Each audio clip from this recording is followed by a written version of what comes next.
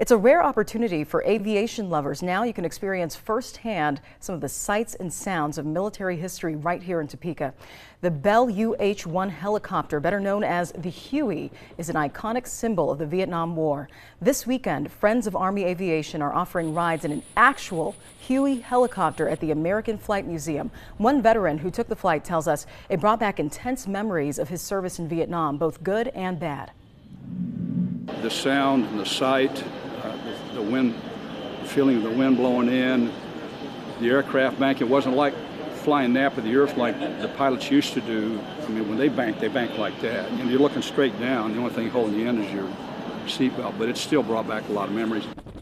Tickets at the door are $100 on a first-come, first-fly basis. Flights will take place through Sunday evening.